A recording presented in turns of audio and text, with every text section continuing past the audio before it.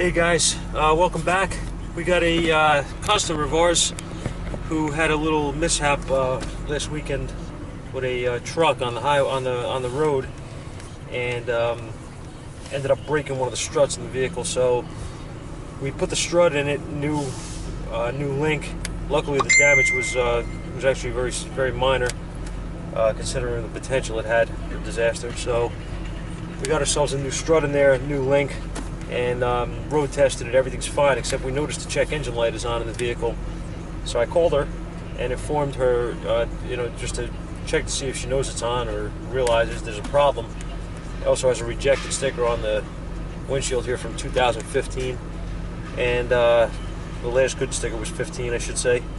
So needless to say, we're a little bit overdue for inspection. So I says, would you like me to look at it? She said, yeah. I said, I'd like it to be checked. So I stopped. All I did is I went in here and did an auto scan with my Autel. I'm going to show you what we got. I'm going to see if I can get a view here. I'm going to try my best here with the mess of sunlight, but we'll see. Hopefully you can read this. I just did a full scan. These are our modules. I'm only concerned with the check engine at this point. So we're going to go to check engine, and we're going to go to read codes, see what we got. And it's a good old p0420 cat efficiency, right? All right. Quick. Let's do this. Let's go to live data. Let's take a look at our O2 sensors for bank 1, sensor 1, and so on and so forth. Show those. Right off the bat, you're going to see here what's wrong. I'm going to just graph all of these. So, let's close in the time a little. And right off the bat, you're going to see here that we have an issue. Okay, so this is bank 1, sensor 1. This is bank 1, sensor 2. This is the one that we're focusing on right here. And what I'm going to show you is, if you look, this is bank 2, sensor 1. So these two, this one and this one, are the upstream oxygen sensors, and this one are the downstream. This is our good side, our good converter. All right.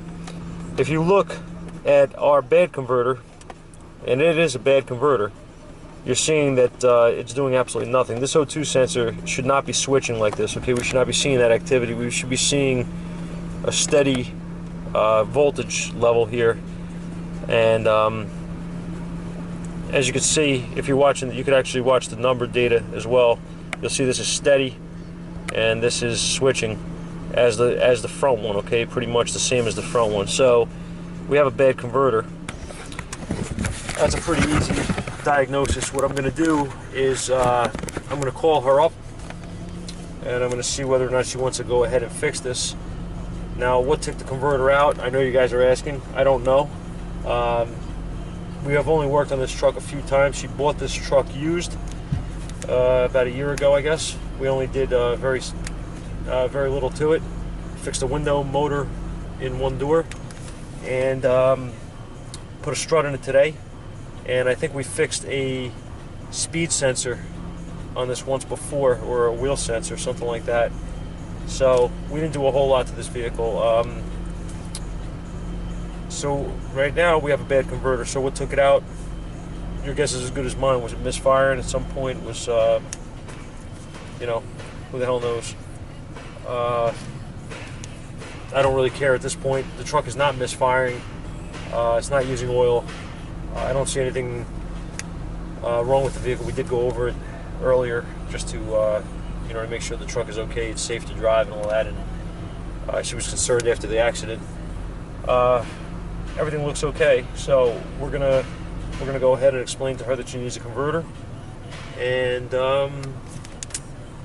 maybe if we get the job, I'll film it. If not, this is just a quick video. Thanks for watching, guys.